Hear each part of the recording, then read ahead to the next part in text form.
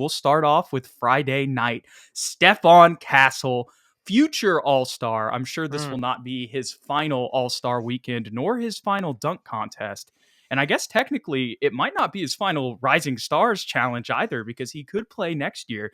But we saw Wemby sit out this season when he could have technically played as well. So if the Spurs get another big rookie with how that draft is looking and how the Hawks pick is going, maybe Stephon will sit out next year and let them take the shine. But regardless of that, Stephon Castle's team winning the whole tournament. He won Rising Stars MVP. He hit the game winner in the opening game on a pull-up jumper. He assisted on the game winner in the second game.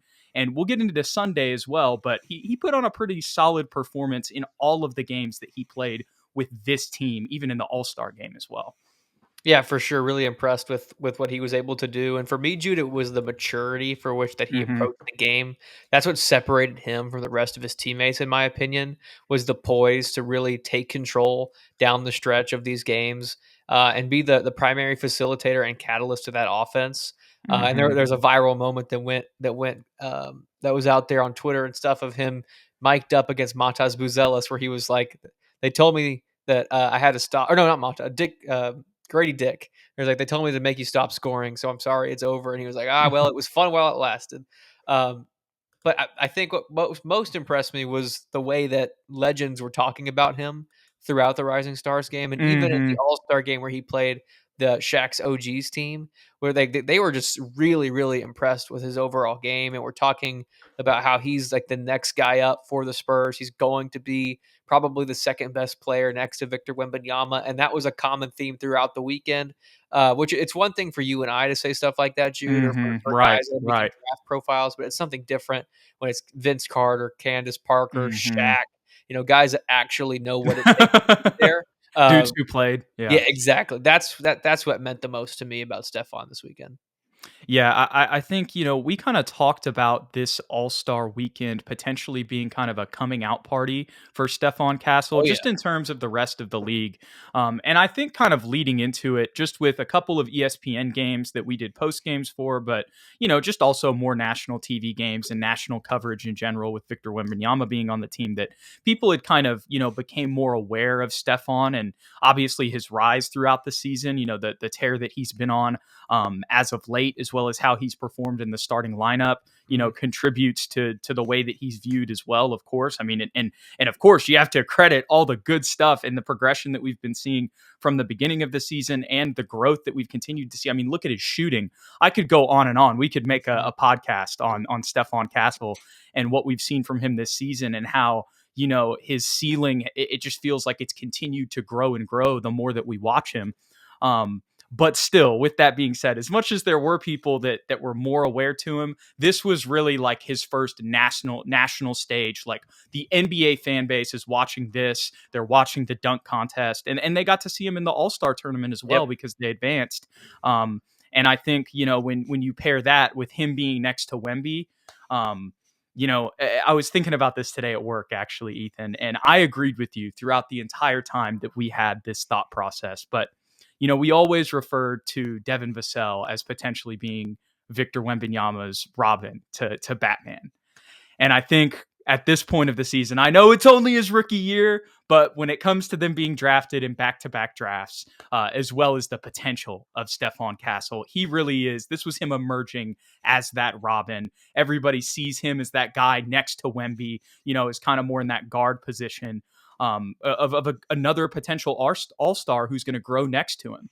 And obviously De'Aaron Fox, you could make an argument for him being Robin as well, but I kind of view him as like the Avengers, or like whatever the DC version of that is, where, you're just bringing in Superman or like Black Panther. You know what I mean? Like, you're bringing in an already established superhero where, Steph and Wemby are they're both in San Antonio or Gotham, if you will. That's my superhero analogy.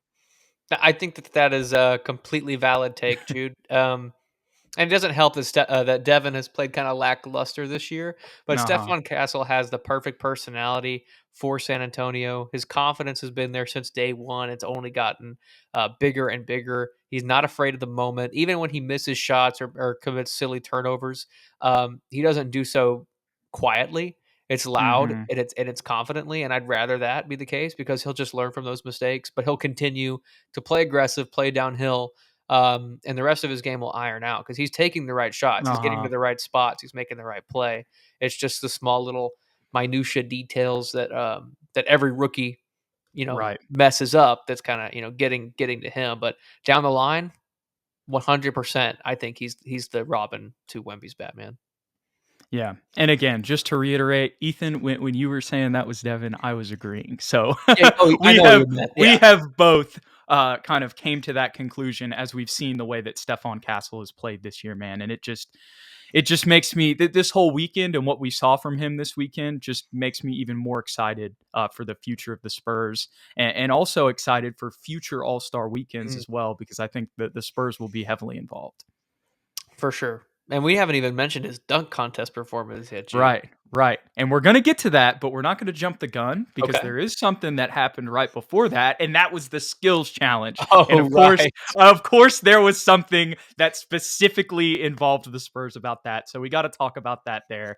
Obviously, CP3 and Victor Wembanyama were both on the same team in the Mm, skills challenge. I know this is like the least important or the least yeah. attractive of all of these, so it's not that big of a deal, but we might as well mention it because the Spurs were essentially just they were doing everything in their power to win. If you guys didn't see it, when there were potential times in the skills challenge where you're not making a pass or having to dribble through something, there are shots that you could take, but instead of really taking shots, the Spurs just kind of threw the balls up as fast as they could, in order to make it through the obstacles as fast as possible.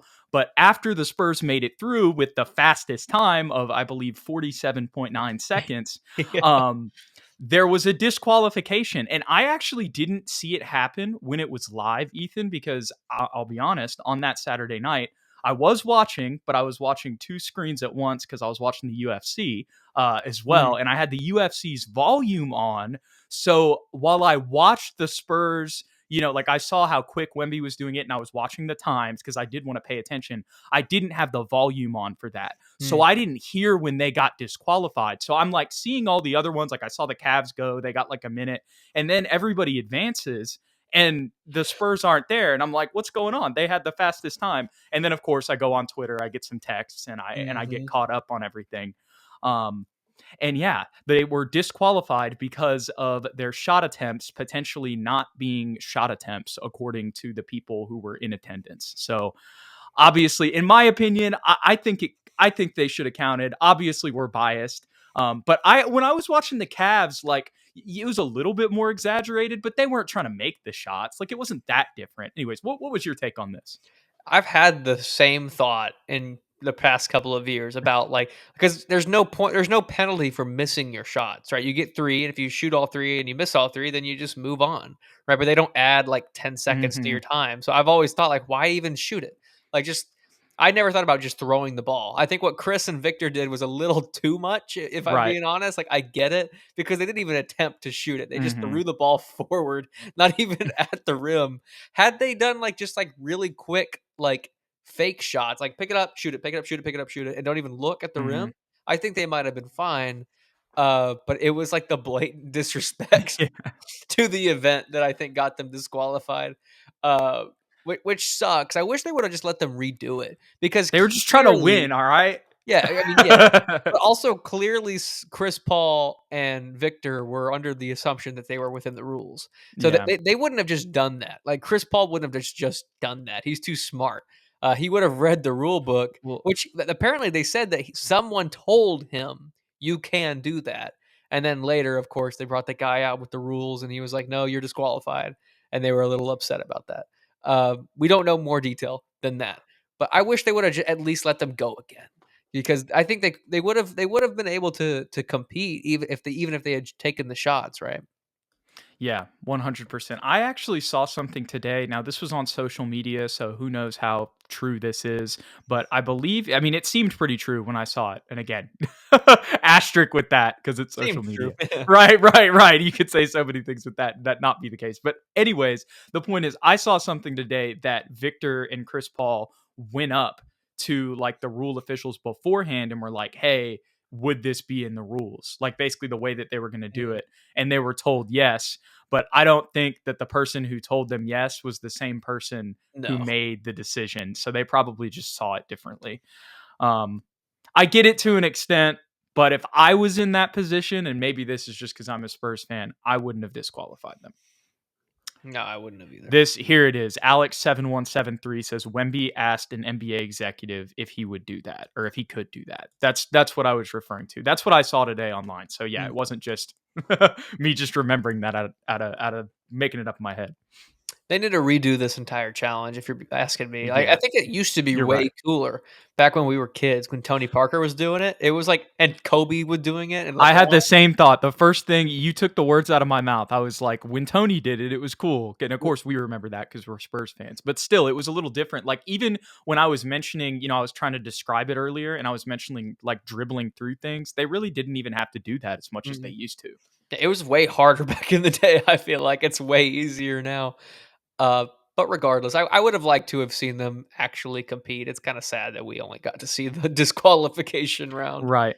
Right. I would have liked to see them in the next round, regardless of if they win or not. It would have just been cool to see them advance and maybe see Wemby and CP3 get a win. Yep.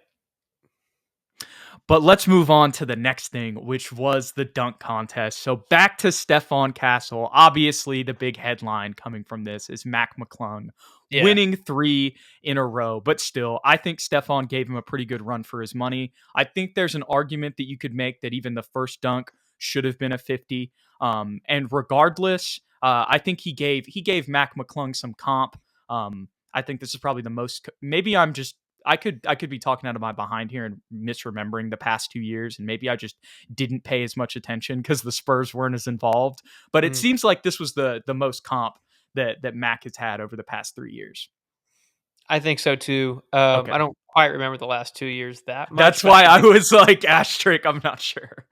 but honestly, your first point about Stephon Castle's first dunk being a 50, really, in our opinion, I agree with that. I think what hurt Stephon was his lack of flair. Like Mac McClung was basically like a circus act as well as an amazing dunker.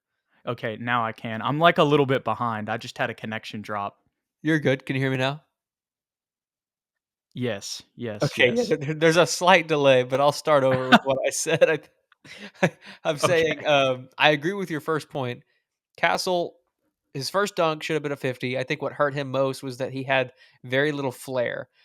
He just went out there and did some crazy cool dunks, but in all honesty, um, my guy was basically a circus act, Mac McClung. Like he had all the props, he had the car, he had the spinning thing, and we texted about it back and forth a little bit. Honestly, the spinning guy dunk with the two balls, I didn't think was that impressive. Like I really thought they were glazing, bro, like a lot because him spinning doesn't change the dunk at all. And we've seen guys dunk two balls, and it's not like the ball was way away from the rim. It was literally right in front of the rim. Mhm. All he had to do was touch it, and it went in. So I didn't think that needed to be a 50. I thought Steph's first dunk was definitely a 50. That was basically Vince Carter's dunk, maybe a little less lift, but he cupped it and he cocked it way further back than Mhm. Vince Carter did.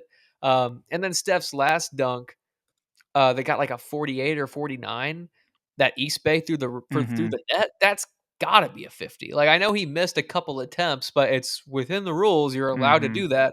So was the dunk a 50 or was the dunk not a 50? He hit it. He did it exactly how he should have done it. And I have never seen that dunk before. So I think that East Bay definitely deserved a 50. And I'm not saying don't give Mac a 50, but make them go a little bit Mhm. further because I feel like it was kind of anticlimactic the way that it finished. Okay, so I had a little bit more connection issues there, so I'm gonna do my best to just respond to the dunk contest Okay. overall here. But main point, I agree. In the final round, I think all of them should have been 50s. So I think we should have just gone Yeah. to that final round. On your circus point, I've ruminated on this a little bit more because when we were texting when this happened, like the two-hand dunk that wasn't over the car, but the car definitely is. Like that adds to the circus act, kind of like you said. I'm not trying to say it's not impressive, but if he does the same dunk without the car, is it, are we viewing it the same? You know what I mean? So I definitely get your point there. And then with the two-handed dunks, like off rip, I thought that was really cool too. Didn't Aaron Gordon do that? Like, He okay. he See, did that's what something I very similar. See, but it's just like in the moment, I'm watching it on a Saturday night. I'm like, oh, that is pretty dope. You know what I mean? But then today I'm at work and I'm thinking about this for the show. And I'm remembering we texted. I was like, I thought it was pretty cool, and you were like, I didn't think it was that crazy. But then I'm remembering, okay, that has been done before. And as much as it's always cool to see somebody dunk two basketballs at once, like you said, it's just like his hands, they weren't that far away. You know what I mean? You just put them both in there. I mean, shout out to his vertical. But like you said, grabbing a ball from coming out of a basket underneath the basket, putting it underneath your legs, like with enough vertical to still dunk the ball before you fall down, that's way more impressive to me than, that first one. And when I texted you last night, I was like, I think they're pretty even. But the more I thought about it, I'm like, okay, actually, now that I think about it more, and I'm not just like watching it on my TV, and enjoying my Saturday night, um, I definitely get the arguments. And then when it comes to the second one, that was my favorite dunk of the night. The most impressive dunk for me. I mean, I really like the East Bay one. I don't want to. I think I just said how I thought that was super dope and super impressive. But for me personally, on the night, the final dunk for Stefan was the most impressive because to be able to put it behind you and hold it with your offhand, like we know he's right-handed. I understand Yeah. they're NBA players. They're going to have more, they may not be ambidextrous, but they're going to have more control. You know what I mean? Just whenever it comes to dribbling and all the drills that they do. But still, holding the ball in your offhand that's not your main hand and dunking it like backwards, not even looking at the basket while you're in a 360 behind the back. Like that was the craziest dunk of the night for me. But also, I'm not surprised that Mac won off of just the optics. Yeah, he had the hype, he had the props, he had the effect of playing with the crowd. Like, you gotta give Guy credit. He knows how to work a crowd for sure. And that's just not Steph's personality. So in that way, I get it. And Mac is 6'2" compared to This Steph's was 6'5". Yeah, yeah, Paisan, good it's point. the truth. He is a white boy. That does factor into it for sure. As much as Hmm. we want to say it doesn't, it does. Um, but yeah, I think the only non-50 that Steph put in was his second dunk. Uh-huh. They were talking about it. They think he could have gone full 360 on that. It Hmm. was one where he basically did a reverse double Yeah. clutch kinda. Still really cool, but I Right. understand why that wasn't a 50. Yeah. I agree. I agree. But still, I mean, to see a Spur in the dunk contest finals and Yeah. put up a pretty good performance, and get still it got some reactions out of the crowd as well, like the East Bay one that we were talking about. Like even though he missed, it was built up to it. He was pumped up. The crowd had a reaction. I think the second one as well. I hope it's not his last dunk contest. His last dunk contest, and I don't think it will be either. No, I hope he does it again because we still haven't seen him jump over Victor Wembanyama. Yes. I just wonder, see, we were texting about that, right? And there was the tweet that came out that day that was like, maybe Wemby will be involved. Um, and when now people, or I heard on the broadcast, they were kind of speculating, but they were like, I don't know if he can jump over him. And I was thinking about it too. I was like, I don't know if he can either. But even if he can't just straight up, jump over a 7'5" dude, as most people can't, I think there's some way that they can get Wemby involved for sure. Like imagine Wemby holding up a ball. You know Yeah, what that's I what you mean? gotta do. That's what you Like gotta do. stuff you could do. There's a lot of ways that they could get involved, and I think the main thing is just getting invited again. And I think him being on the same team with Victor definitely helps that case. 100%. On top of his own talent. Yeah. But that pretty much wraps up the dunk contest and leads us into the All-Star game. So or All-Star tournament is probably the better way to put it. Hmm. Um, not a ton to go over here, honestly. I'll ask you this. We'll start here. What were your thoughts on Stefan's performance against the NBA dudes, or not the NBA dudes, but the actual All-Stars? He played all right. It was clear the difference in Yeah. competition between the two, but I liked the energy that they played with, and he was still, to me, probably the best player on the team, Hmm. as far as initiating offense and creating looks for other guys. So in that way, he was impressive. And then obviously picking up some of these All-Stars full court, forcing a couple Mhm. turnovers, I believe.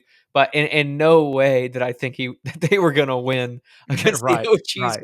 Once they decided to turn it on, it was pretty much wraps. There was nothing the young guys could do. Yeah, I was just hoping that, you could see him make a couple plays. Like you said, I wasn't expecting them to win. I'm just glad that they won the tournament so that we got to see him play again. For sure. And like you said, you got to see the on-ball defense of Steph. For rookie Steph Castle, that's probably, what could shine the most in this scenario, cuz it's still like they're not going 100%. Right, exactly. And actually, I think I have the stats in front of me. Yeah, he lost, but he had 6 points and 2 rebounds, 2 assists, 2 steals. So Mhm. in only 11 minutes, that's pretty impressive.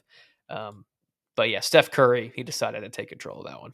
A lot of people are talking about this in the comments. Dude, Alex yeah. 7173 just mentioned this, and Robert Ball says crap between the games was longer than the games.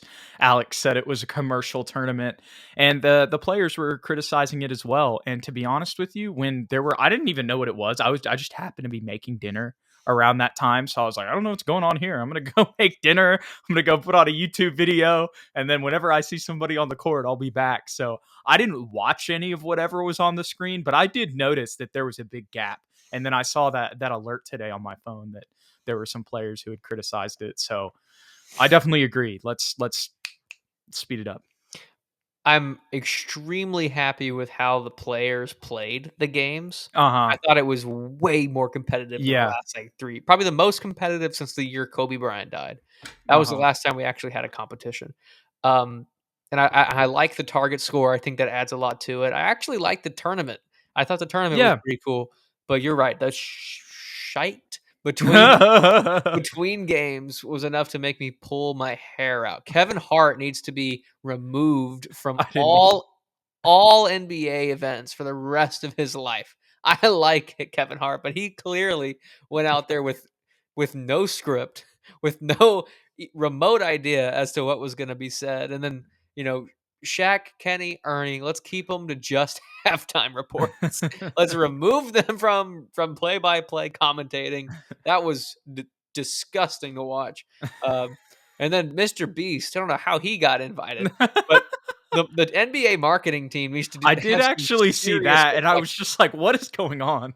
It was despicable what they were making me watch. Like, Mr. Beast popped up, and I was like, "What?" I literally forgot what I was watching for half a second, and then they had the dumb.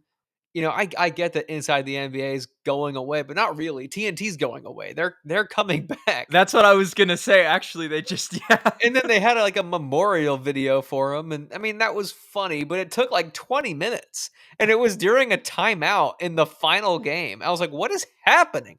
Like, I forgot the game was even happening. I was like, "Is this timeout or is there a halftime?" Oh my Um, goodness. but, yeah, I literally the game started, it was, like, 8 o'clock, and I was like my boys were texting me, like, "Can you play COD?" And I was like, "Yeah, yeah, I'll be on in, like, an hour." 2 hours go by, game's still going on. I'm like, I'm sorry, I didn't know this was gonna take 2 hours, so I had to go to bed. Like, I Oh hope my Adam Silver goodness. watches this podcast because I'm usually a fan of some of the stuff that they do, but this was despicable. This was clearly a money grab, and it's a shame because finally the players did what they were supposed to do, so you can't even blame them. Oh my goodness, man. As well, you see, you didn't go through this, but as someone with a electronic media degree, TV revenue runs TV. It does. And who drives revenue is sports, whether that be the NBA or the NFL. And so I mean, they just put as much ad revenue into those breaks as they could. You know what? I'm fine with Oh. it, Jude. Let's just get rid of Mr. Beast. Let's bring in just Reggie Miller and what's the guy? What's the play-by-plays guy? Is it Mike Breen that does it with Well, Reggie? he's ESPN. No, that's Oh, it's Kevin Harlan. Kevin Kevin Harlan. Harlan. Just let Kevin Harlan and Reggie do the whole game. Yes, Like, agreed. we don't need any of Agreed. the other stuff. If you wanna have 100 ads, so be it. I get it. But take out Kevin Hart, take out Mr. Beast, and relegate the inside the NBA guys to their corner where they can just do halftime analysis, please. I'm so glad that during these breaks I just went to go cook, man. I just assumed I they'd be did, like I shorter. said, there were a couple things that caught, like, the corner of my eye, but for the most part, all that, I mean, that's just wild. But I that's why I didn't watch it, because I figured it would be something like that. To be honest, Kevin Hart's been insufferable for, like, 2 years now. So, as soon as they were like, "Welcome, the MC tonight, Kevin Hart," I was like, "Oh my god." What about the concert, though?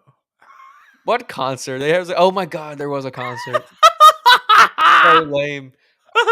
So lame. Just bring out any other comedian. Bring out, like, Nate Bargatze, just some No, clean. no. Oh, you misinterpreted me. I'm talking about the rap concert. Which rap concert? LeAngelo Ball. Oh, that was even tough to listen to. I love that song, but no one knows that anything more than the chorus, and LeAngelo was gasping throughout that thing. That guy couldn't get enough oxygen. He was He's probably never before performed yeah, before. he's How never long done it has he been live. recording music? He kept slipping up on the curse words too and, like, saying shit and, like, almost saying the F word because, like, clearly he doesn't know how to censor himself yet. That was rough, man. Oh. Wonderful all-star weekend. Typical. Bring back how it used to be, for the It's love so of funny, God. like, you don't have to they don't have to try this hard, but No, they they don't. I'm gonna watch it, guys. I'm gonna watch. oh my goodness. Wow. I did not expect us to go that long on that, but I think it was honestly warranted. I had to say it. I feel you, Ethan. I'm glad that you got to get your frustrations out there. Thank you. Adam Silver, you better tune in, bro. He's got nothing else to do. Alex7173 says we need to start a position or a petition for a 1v1, but players would hesitate to play. If they lose, it would make their brand/sponsorship look bad and affect their ego. Sad. I really hope that could become a thing, because I also saw an article today that I think the NBA is even floating the idea of pushing it, Mhm. a 1v1 tournament for $1 million prize. Ooh. So if that could happen, I think that would motivate people. I do get what he's saying in the last comment, for sure, the people being scared. But if you dangle that Millie, Hmm. My I boy Cam think Reddish about to double his salary. CD's coming for that bag. What yeah. Wemby might actually win that, I think. Like, if you Oh, can't yo, double him, that's he's just true. backing you down. That took me a second to process. I would love to see Wemby in that. Anyways, but I think that would be a really fun All-Star Weekend activity as well. But I'm pretty sure that wraps up all of our All-Star Weekend talk, Ethan. Any final thoughts on that? No, sir. I think we pretty much covered it. Yes, sir. And I think that we also covered all the improvements that they could make as well. Please How hire about me. that?